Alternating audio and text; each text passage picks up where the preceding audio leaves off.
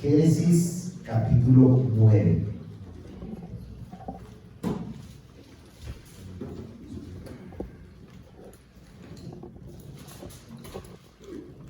Seguimos deleitándonos con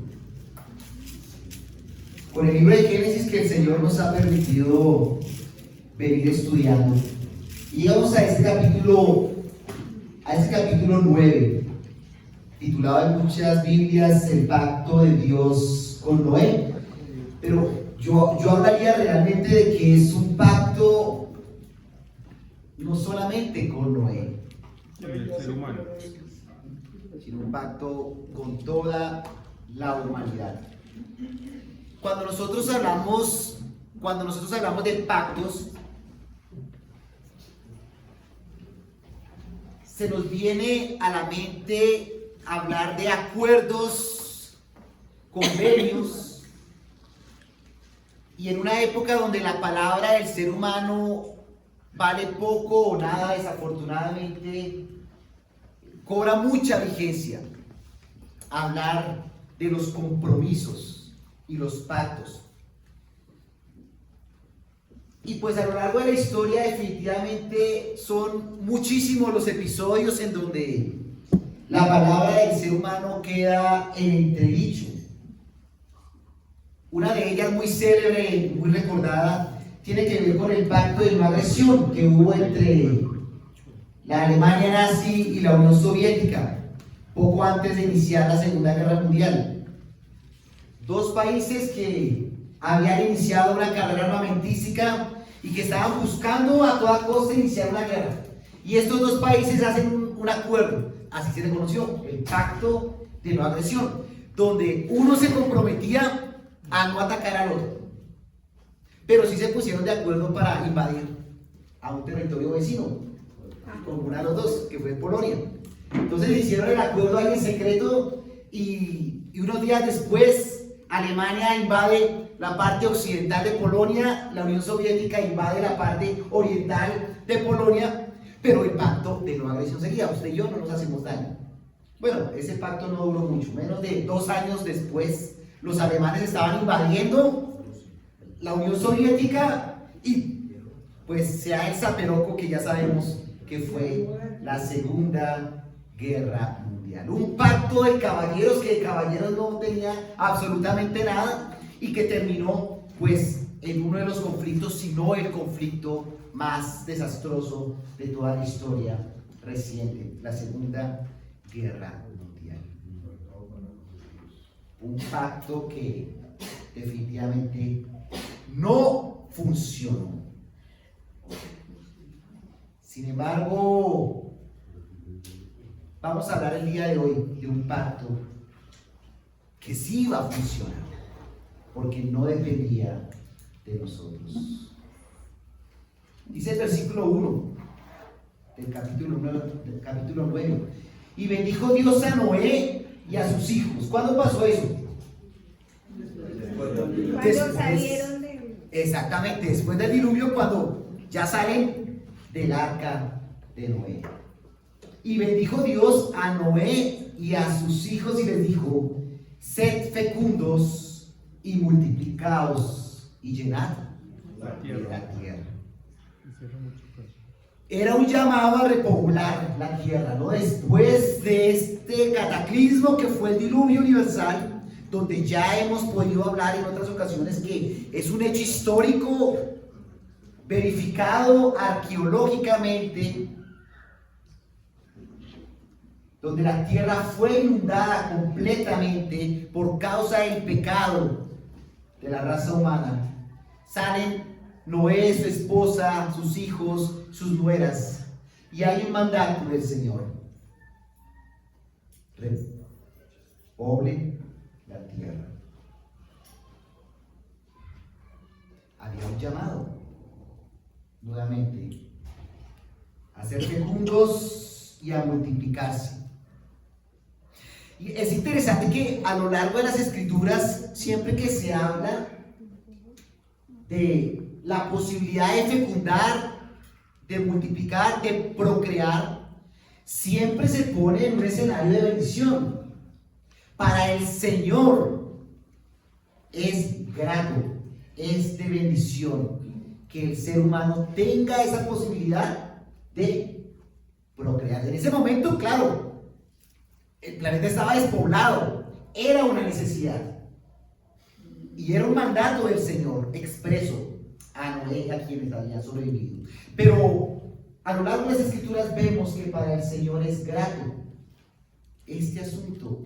Los hijos son un regalo del Señor, herencia de Jehová son los hijos, dice el Salmo 127.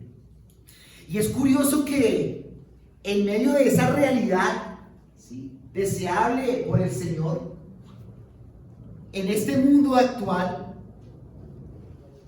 parece que vamos en contravía a ese deseo del Señor, de ver a los hijos como una bendición, como una herencia de Dios, y al contrario, ¿no?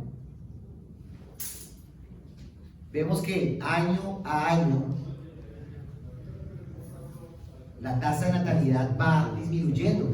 Mirando aquí algunos datos muy recientes, vemos que en el 2024 había más o menos 13.5 nacimientos por cada 1000 personas. En un año esa cifra cambia significativamente. Parece que no es mucho, pero definitivamente lo es, lo dicen los estadistas. Pasamos de 13.5 a 13.2 nacimientos por cada 1000 personas. En comparación con el 2015, es decir, 10 años atrás, ha habido una caída vertiginosa en los nacimientos de cerca del 32.7%, cifras hasta el año 2024. Es una cifra tremenda. En el año 2024 se registraron en Colombia 445.000 nacimientos. Y las últimas estadísticas que escuchaba hace algunos días del DANE hablaba de 1.2 hijos aproximadamente en cada familia en Colombia.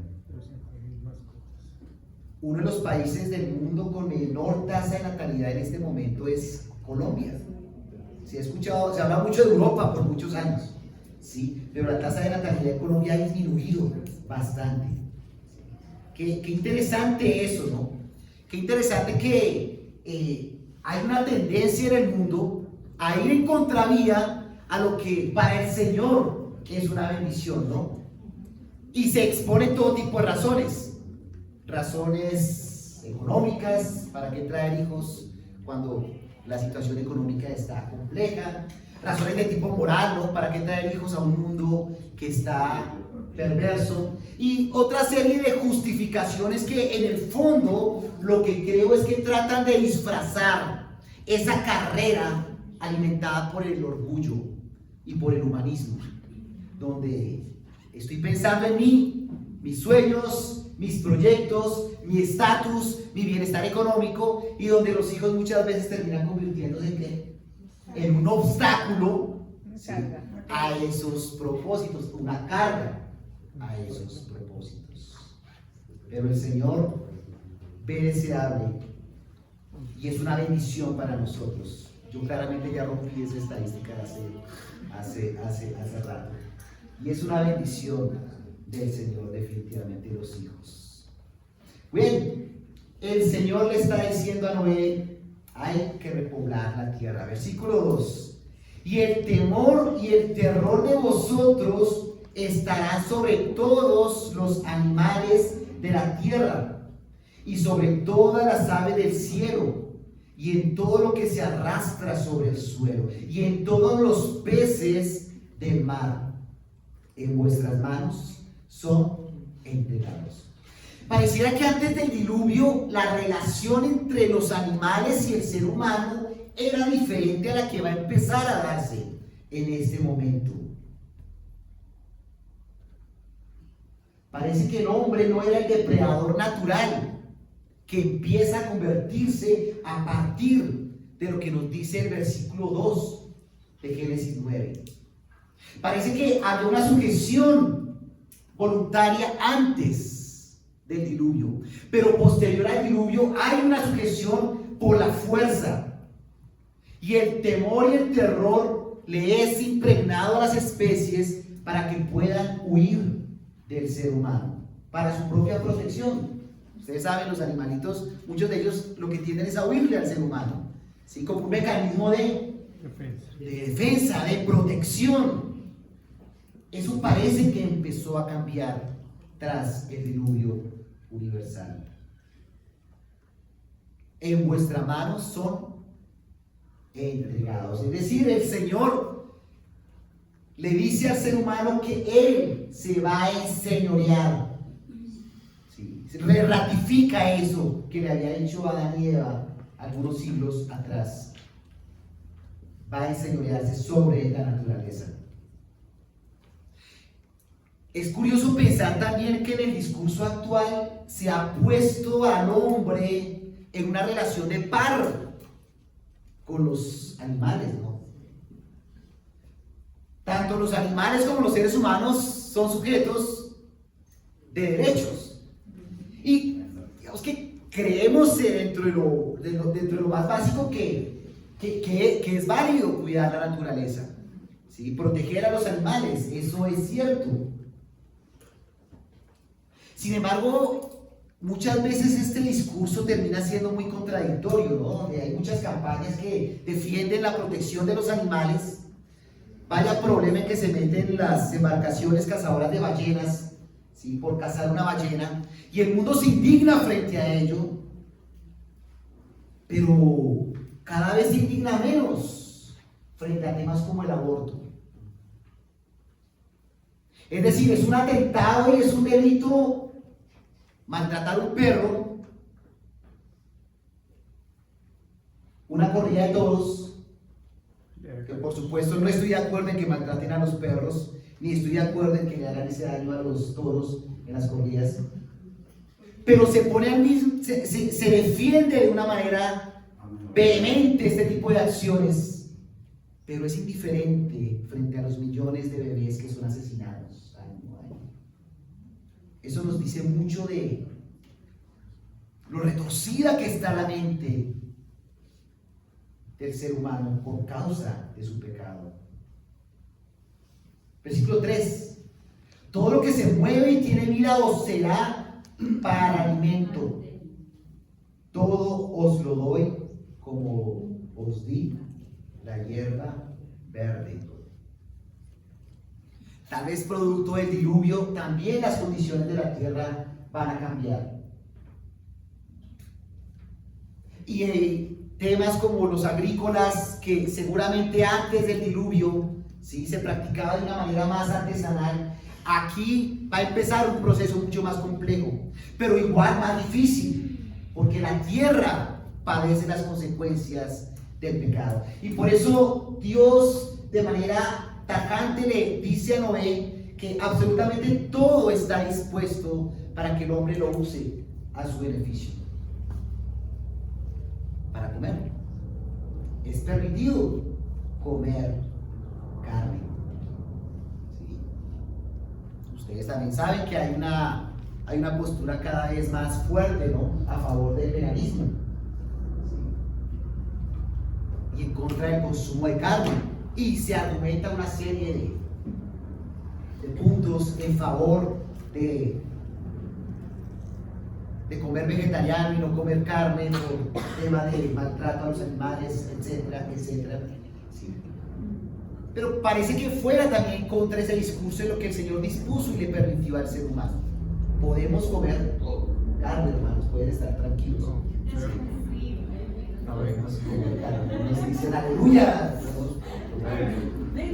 Carne. Sí. Otros confundían con ser vegetariano es comer animales que comen vegetales, ¿no?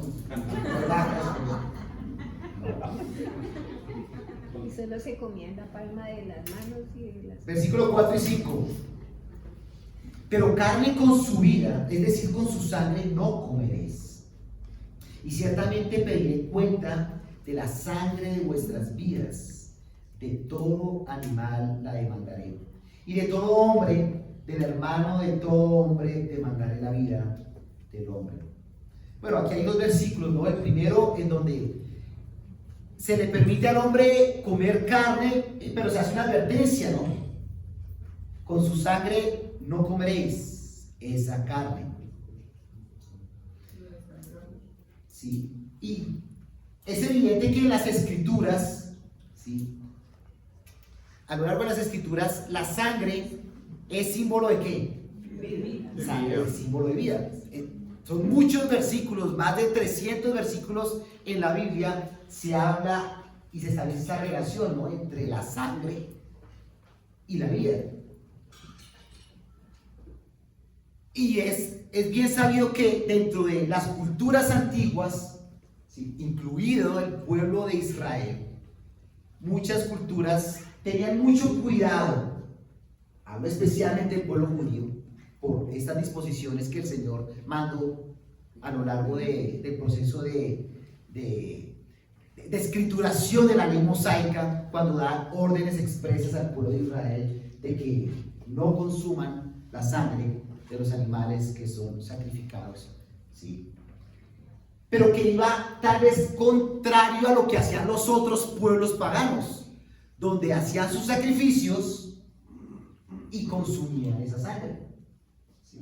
Entonces, para el pueblo judío era claro que era una ordenanza del Señor no hacerlo. Claro, aquí no existe el pueblo de Israel todavía, pero se están estableciendo los fundamentos de lo que después va a ser, unos capítulos más adelante, la formación del pueblo judío. Entonces, para no alargarnos mucho en el asunto, porque ese no es el tema más relevante, por supuesto, que plantea este capítulo, muchas veces han surgido preguntas frente a esto. Bueno, aquí dice que no se puede comer, ¿sí?, la carne bajo estas condiciones, ¿no?, la sangre específicamente.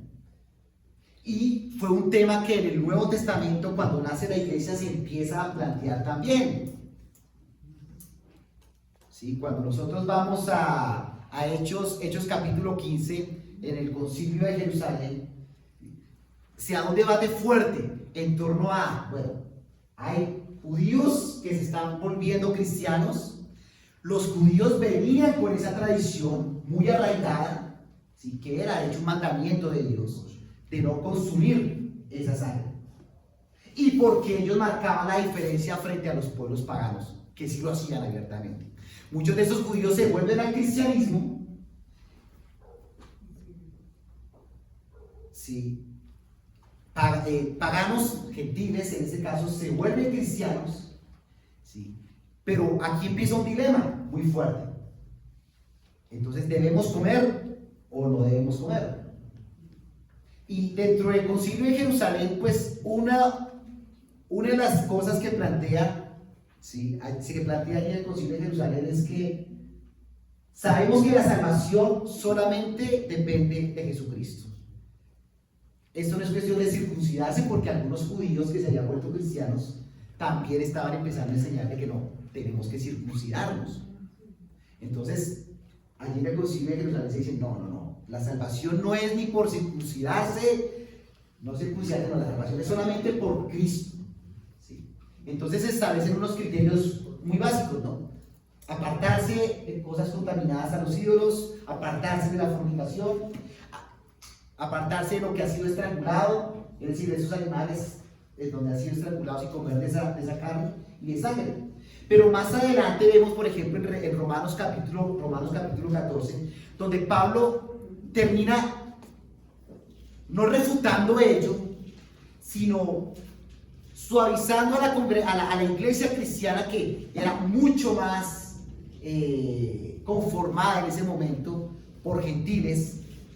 Empezaba a ser mayor el número de gentiles que judíos convertidos al cristianismo, donde Pablo les dice, miren, si para usted no es problema, háganlo, ¿sí? Y si usted ve que para su hermano es problema, pues no lo haga. Es decir, por principios de conciencia.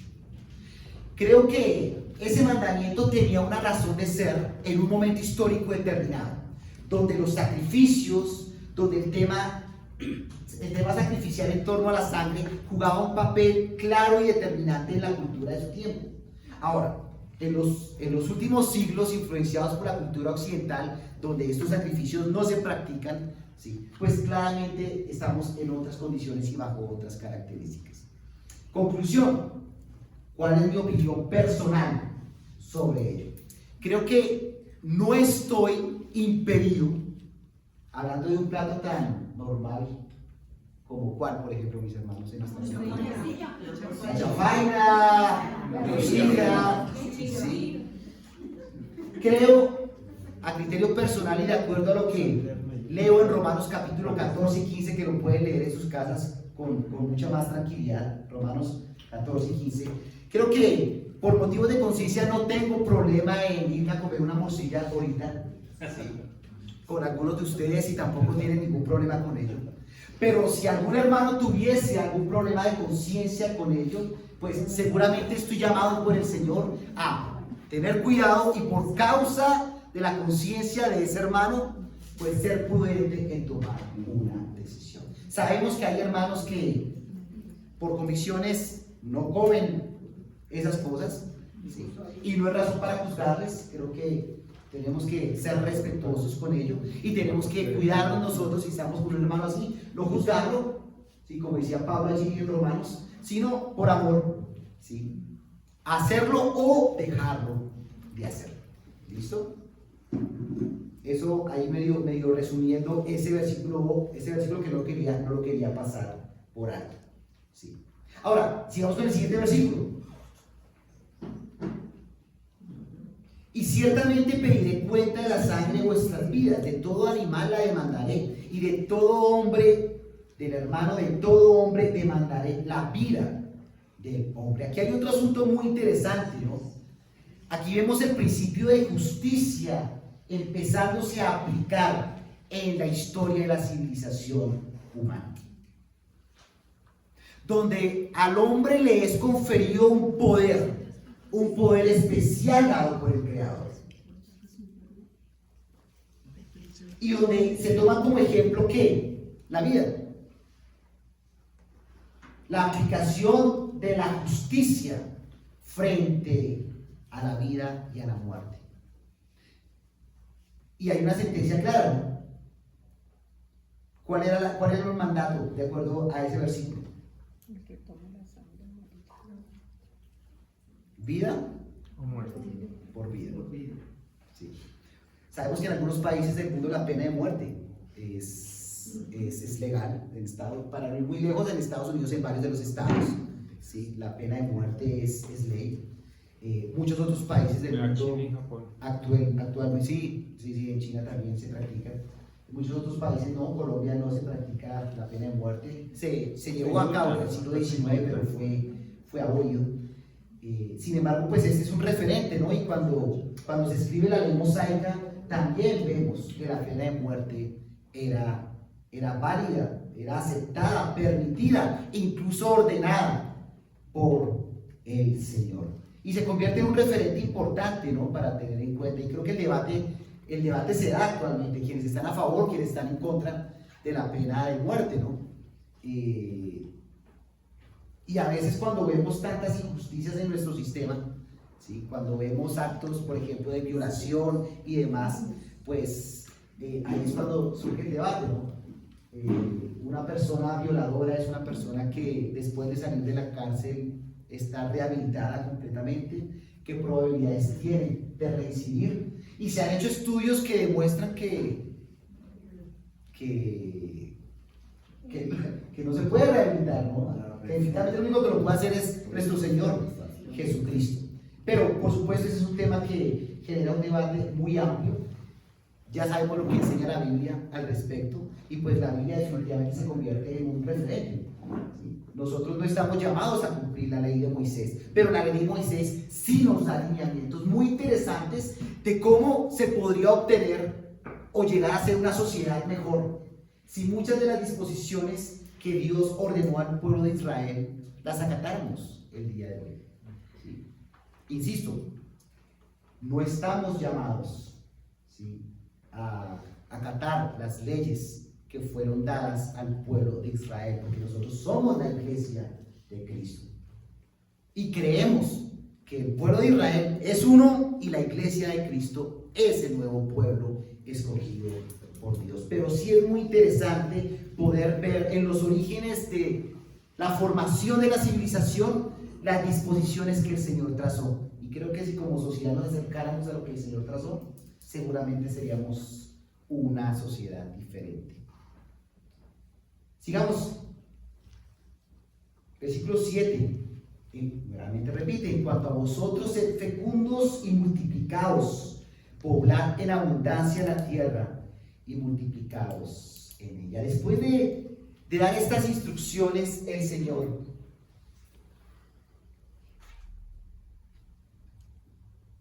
quiere hacer algo muy especial con Noé. Quiere hacer algo que no solamente tendrá un impacto en la vida de Noé, sino en las generaciones siguientes. Y vamos a ver un pacto incondicional de parte de Dios. Un pacto que es para toda la creación y un pacto que es sellado con una señal muy clara. Vamos a ver el primero. O la primera característica de ese pacto, más bien. Un pacto incondicional. Vamos al versículo 8. Entonces habló Dios a Noé y a sus hijos que estaban con él, diciendo: he aquí yo establezco mi pacto con vosotros y con vuestra descendencia después de vosotros, y con todo ser viviente que está con vosotros, aves, ganados y todos los animales de la tierra que están con vosotros, todos los que han sido del arca, todos los que han salido del arca, todos los animales de la tierra. Bueno, ¿qué es un pacto entonces? Hablamos de que es un convenio, un acuerdo de dos o más partes que se comprometen a algo previamente estipulado. Aquí va a haber un pacto, ¿sí? Un pacto incondicional. Es decir, un pacto donde Dios hace una promesa, donde Dios establece unas condiciones. Esa es la parte de Dios.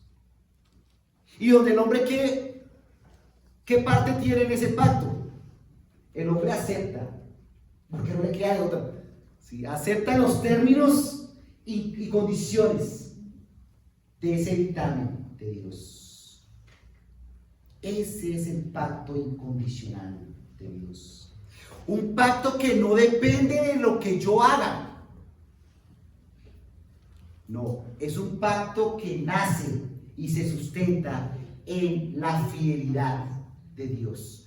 Un pacto que surge únicamente de la gracia infinita y soberana de Dios. ¿Y nosotros qué parte tenemos dentro del pacto? Pues sencillamente aceptamos, ¿sí?, los términos y condiciones que Él ha establecido. Es un pacto incondicional. Es un pacto, punto número 2, para toda la creación, versículos 11 y 12. Yo establezco mi pacto con vosotros y nunca más volverá a ser exterminada toda carne por las aguas del diluvio, ni habrá más diluvio para destruir la tierra. Y dijo Dios: esta es la señal del pacto que hago entre yo y vosotros y todo ser viviente que está con vosotros por todas las generaciones. Es un pacto mientras haya vida en el mundo, mientras se encuentre vida en el mundo. Un pacto donde no hay destrucción, donde no habrá destrucción por agua. Y es un pacto que el Señor traza con toda su creación. A veces nos angustiamos, ¿no?, por cuando llegan las temporadas de invierno y ocurren tantas catástrofes, ¿no? Estábamos recién salidos de un invierno fuerte que tuvo Colombia y escuchábamos derrumbes por todos lados. Villavicencio, bueno, Villavicencio cada rato hay derrumbes, sí, pero en muchas otras partes del país aludes de tierra por causa de las fuertes lluvias y nos angustiamos, ¿no?, bastante. Pero Bueno, y se habla del el descongelamiento de los polos, el aumento de los niveles del agua y que la tierra se va a inundar y nos meten terrorismo por ese lado. Pero no, hermanos, no nos podemos angustiar de que este planeta va a quedar inundado, ¿sí? Que los polos se van a descongelar y vamos a quedar por debajo del agua. No, eso no va a ocurrir. La tierra no va a ser destruida de esa manera. Punto número 3, un pacto sellado con una señal. Versículos 13 al 17. Pongo mi arco iris en las nubes y será por señal del pacto entre yo y la tierra. Y acontecerá que cuando haga venir nubes sobre la tierra, se verá el arco en las nubes. Y me acordaré de mi pacto que hay entre yo y vosotros, y entre todo ser viviente de toda carne. Y nunca más se convertirán las aguas en diluvio para destruir toda carne. Cuando el arco esté en las nubes, lo miraré para acordarme del pacto eterno entre Dios y todo ser viviente de toda carne que está sobre la tierra. Y dijo Dios a Noé: esta es la señal del pacto que he establecido entre yo y toda carne que está sobre la tierra. El arcoíris, qué hermosos son los arcoíris, ¿no? Cuando uno ve un arcoíris no puede pasar por alto, ¿no? Ay, mira el arcoíris, y a veces se ve completo, no sé cuántas veces lo hemos visto, pero es un espectáculo hermoso ver cómo conecta el cielo y la tierra, ¿sí? Hermanos, cada vez que veamos el arcoíris, recordemos que fue el sello, la señal del pacto de Dios con su creación. Nuestro Dios es un Dios de pactos, ¿sí? Es un Dios de pactos. Y algunos de ellos, ¿no? Pues el que estamos hablando del arco iris, más adelante vamos a hablar de Abraham y la señal que hubo, ¿no? La circuncisión como señal de ese pacto. Más adelante en Éxodo, Israel, ese pacto que hay con Israel. Y la sangre del pacto, que sería lo que justificaría toda esta base, ¿sí?, de los sacrificios y rituales del judaísmo. Que no eran simplemente rituales, era un símbolo de lo que tiempo después vendría a ser Jesucristo. El pacto que hubo con David, cuando se le promete que de él vendría el Mesías prometido. Y por supuesto, ¿cómo no hablar del nuevo pacto?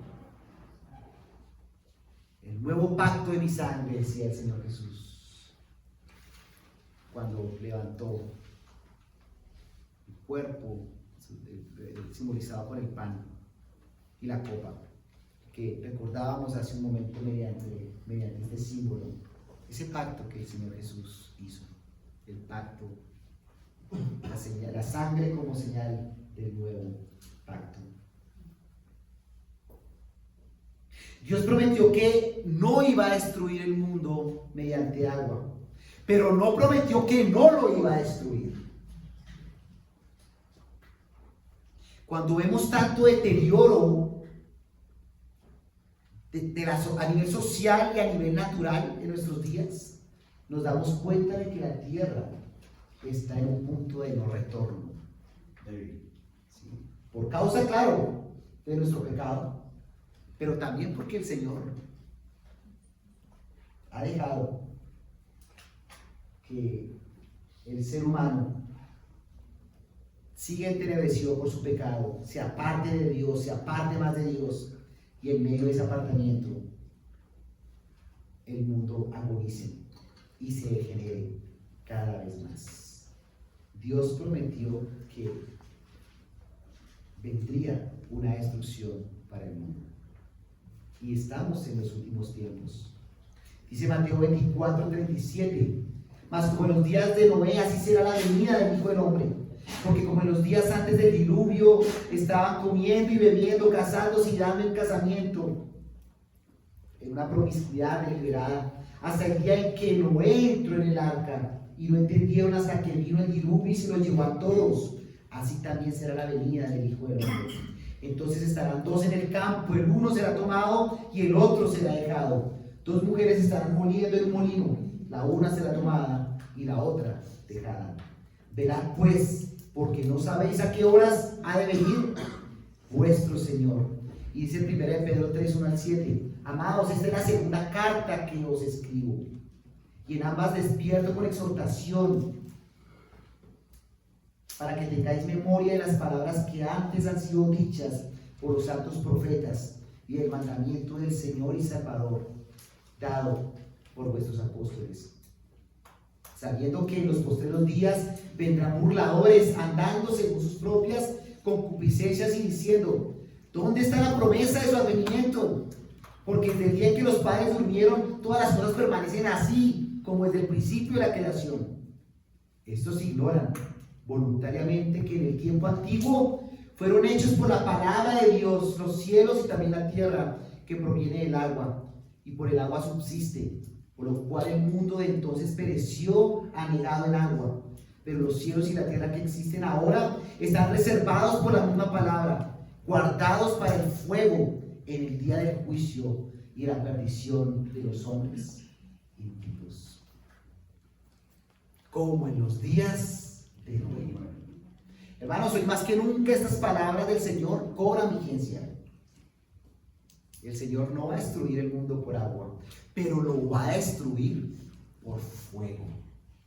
Esto es una profecía del Señor. Y cuando hablamos de calentamiento global, aumento de temperaturas, incendios, empieza a cobrar tanto sentido lo que el Señor va a hacer en los últimos tiempos. Estamos en un mundo completamente entenebrecido. No sé si han visto esta imagen, seguramente sí. No te confundas, la primera foto es el arco iris, símbolo del pacto de Dios con el hombre después del diluvio. La segunda es la razón por la que vino el diluvio. Como en los días de Noé, donde a lo bueno se le llama malo y a lo malo se le llama bueno. ¿Eso es homofobia? No. No es homofobia. Que nos acusan de homofóbicos, pero no es homofobia. Es lo que el Señor ha dicho en su palabra. ¿Estamos para juzgar? No, estamos para predicar el Evangelio. A tiempo y a destiempo, porque los tiempos finales han llegado. Versículo 18. Y los hijos de Noé que salieron del arca fueron Sem, Cam y Jafet. Y Cam fue el padre de Canaán. Y esos fueron los tres hijos de Noé. Y de ellos se pobló toda la tierra.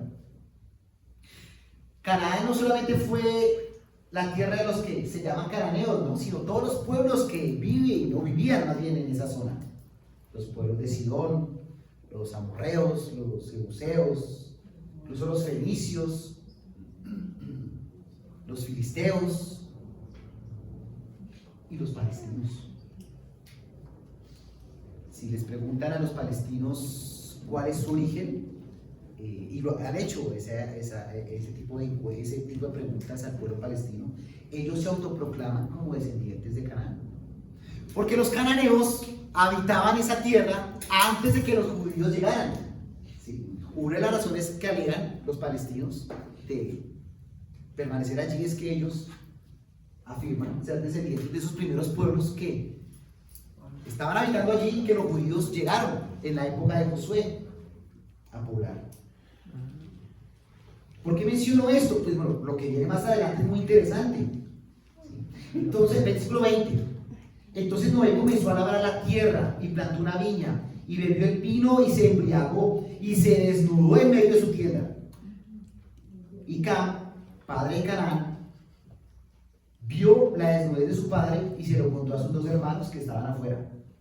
Fue chismoso contarle a sus hermanos y burlarse de su papá. Entonces Sem y Jafet tomaron un manto, lo pusieron sobre sus hombros y caminando hacia atrás cubrieron la desnudez de su padre. Y sus rostros estaban vueltos y no vieron la desnudez de su padre. Cuando Noé despertó de su embriaguez y supo lo que su hijo menor había hecho, dijo: maldito sea Canaán, siervo de siervos será para sus hermanos. Aquí hay varias cosas muy interesantes. Si vemos por un lado a un Noé embriagado, no sabemos si antes del diluvio el ser humano conocía las prácticas agrícolas, el cultivo de la uva, ¿sí? De las vides, de los viñedos, perdón, para producir vino, y si se emborrachaban antes, no sabemos. Se lo preguntaremos al Señor cuando estemos por allá. Lo que sí ocurre aquí es que Noé se puso a cultivar, puso su huertica y su viñedo, y se emborrachó el hombre, símbolo claro y representación clara de lo que somos los seres humanos. Después del Señor hacer esta restauración, hace algo que no es conveniente hacer, que está mal y que da cuenta, que refleja y muestra lo que somos los seres humanos. El Señor siempre mostrando su misericordia, su gracia, y nosotros desafortunadamente siempre pecando, siempre metiendo las manos. Noé representa, sí, efectivamente al ser humano, sí. Pero esta maldición que hay sobre Cam me hace pensar mucho en lo que está pasando en estos días. Y usted sabe muy bien lo que está pasando en estos días. Me duele, y creo que a todos nos duele profundamente los bombardeos. Sí. Ese poder tecnológico israelí contra palos, contra machetes, contra una población civil que ha sufrido bastante. Y creo que el mundo entero ha visto esas imágenes. Sí, niños muertos, civiles muertos. Nadie quiere que ocurra esas cosas.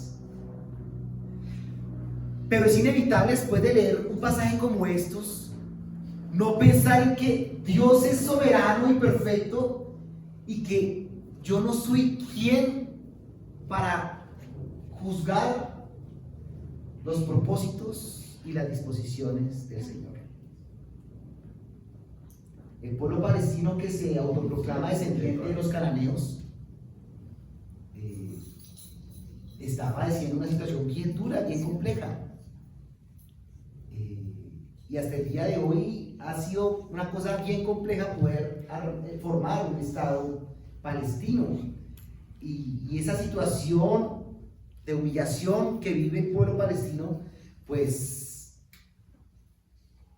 la veo a la luz de lo que dice un pasaje de estos, y dice uno: la palabra de Dios es tan perfecta, sí, y todo tiene una explicación. Es decir, la geopolítica mundial ocurre porque el Señor está al control de ello, nada escapa de sus disposiciones.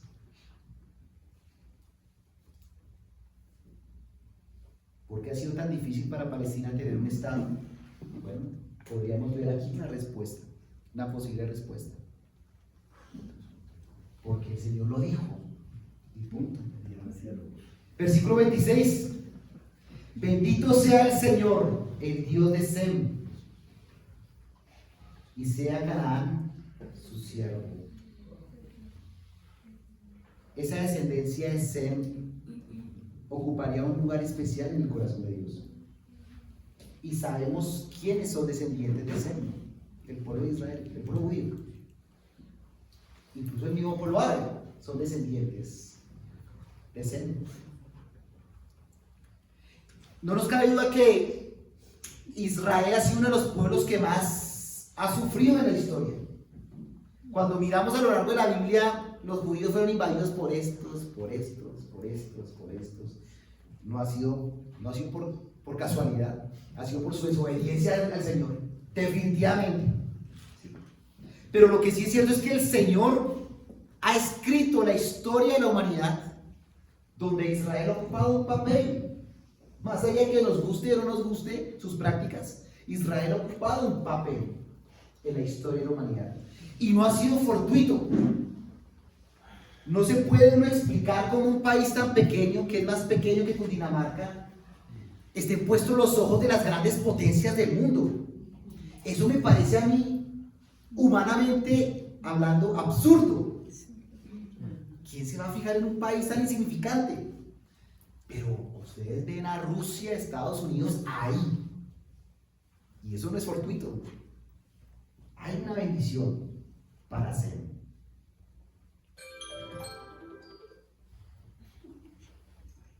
Uno de los milagros más grandes que ha ocurrido en la historia de la humanidad fue el restablecimiento del Estado judío en el 48, después de la Segunda Guerra Mundial. Cuando a ti se te acerque alguien y decirte no creo en Dios, ahí tienes un ejemplo claro para decirle Dios es real. Cuando nadie daba un peso por el restablecimiento de Israel como nación, en el 48 pasa lo que en 2000 años no había ocurrido, y cuando todo el mundo creía que eso era imposible, se forma un Estado judío.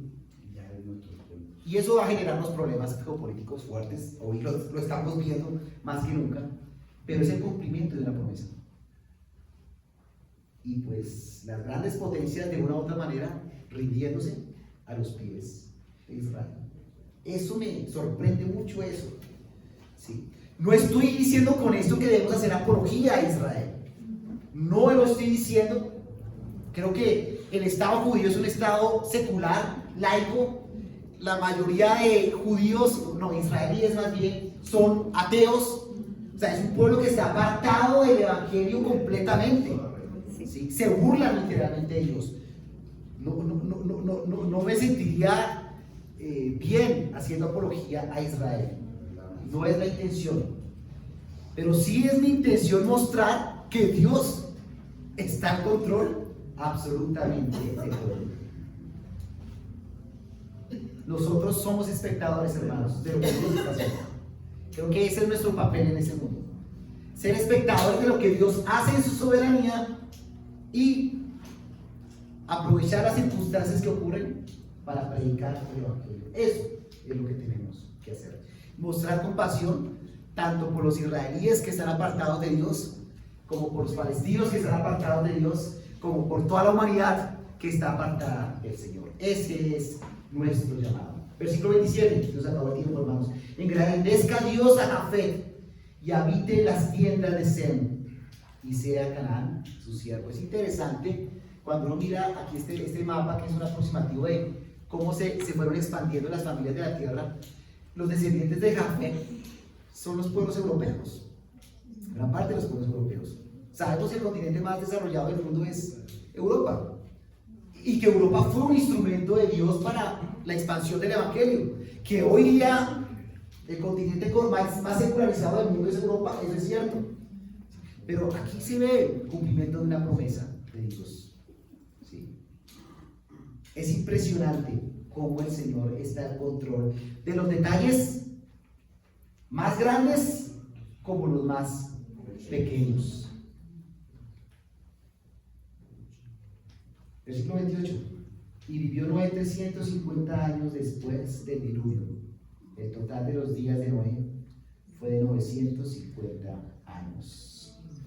Hermanos, como conclusión, es claro que por amor a su propio nombre, nuestro Señor convino en restaurar a la humanidad. No fue porque lo merecíamos nosotros, fue por la misericordia de Dios. Y por su propia gloria, Él estableció un pacto, un compromiso con el ser humano, con Noé. Le dijo, no va a haber más destrucción por agua. Usó a Noé y a su familia para reescribir la historia. En la historia donde nuevamente nosotros dejamos ver nuestra condición de pecadores. Se selló esa historia con ese pacto. Un pacto en donde Dios establece sus condiciones y donde el hombre se somete a esas condiciones. Un pacto que no depende de nuestras fuerzas, sino que depende, dependió y dependerá solo de la fidelidad del Señor. Un pacto de Dios que surge solamente por su gracia. Si tú no has entregado tu vida a Cristo, quiero animarte el día de hoy a que el pacto que hizo Cristo, el pacto de su sangre, es la posibilidad de que tú pases el resto de tu vida con Cristo. Que Él sea tu Señor, tu Salvador. Que tú no merecías, ni yo merezco absolutamente nada de parte de Dios, pero Él nos ofrece solo por su gracia ese perdón.